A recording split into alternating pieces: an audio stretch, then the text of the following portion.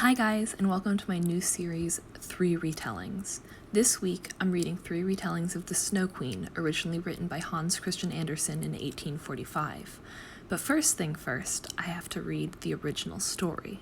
We are told that a wicked hobgoblin created a mirror that shrinks beautiful things to nothing and makes bad things appear far worse. We then meet childhood friends, Gerda and Kay. But when a tiny mirror shard lands in Kay's eye and another in his heart, he becomes cruel and, long story short, is whisked away by the Snow Queen while Gerda goes to rescue him. Gerda meets talking crows and princes and robber girls on the way. Gerda ends up in Finland, where she says the Lord's Prayer and a legion of angels come to her rescue. Then she finds the Snow Queen's castle, frees Kay through the power of love, tears, and her own moral purity. Then they journey home and realize they are now man and woman.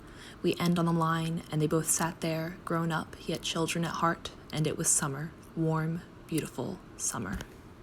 Wicked as You Wish by Chupeco is the first Snow Queen retelling I read. It follows a Filipina girl named Tala, who is the curse of negating magic, and a boy named Alex, who is the Prince of Avalon, a magical kingdom that has been under ice for the past 12 years. Chupeco manages to blend reality and fiction, especially when it comes to how American systems treat immigrants in both our and this fictional world. The Snow Queen is the big bad of the story, a colonizer who froze Avalon and took part in destroying the Kingdom of Wonderland. Chupeco recasts Gerda as the Snow Queen, with Kay as her former lover and one-man army. Chupeco kept the mirror shards from the original story, as well as tying lots of other fairy tales into canon, such as King Arthur, Alice in Wonderland, and Sleeping Beauty. I greatly enjoyed the first half of the book, as it was more grounded in the real world than the second half. Additionally, the story sometimes felt a bit bogged down by hundreds of years of politics between Avalon, Wonderland, and real-life countries.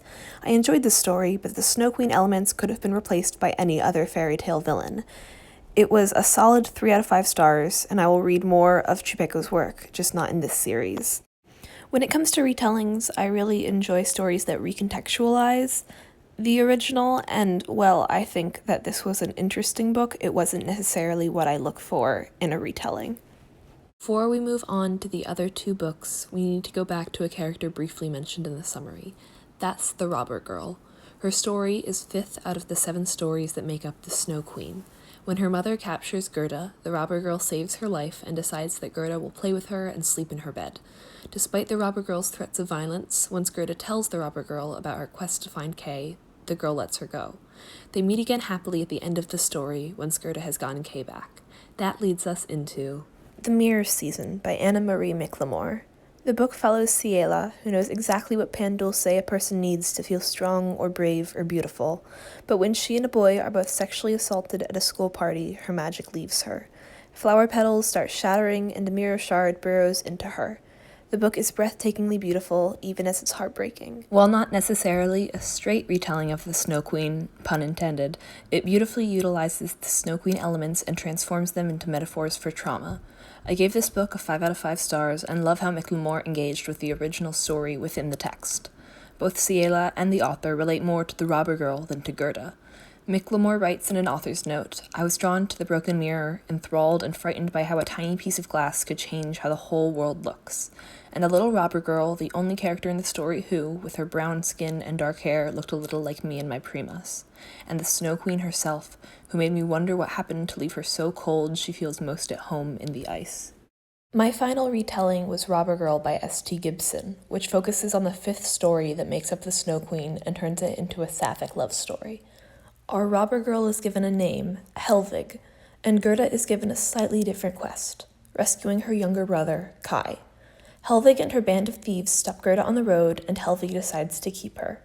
This story is, for the most part, soft and sweet with just an undertone of something darker. It gives Gerda a life outside of her search for Kai. Helvig, too, has ties to the Snow Queen that slowly unravel through the story. I really enjoyed this book, giving it 5 out of 5 stars.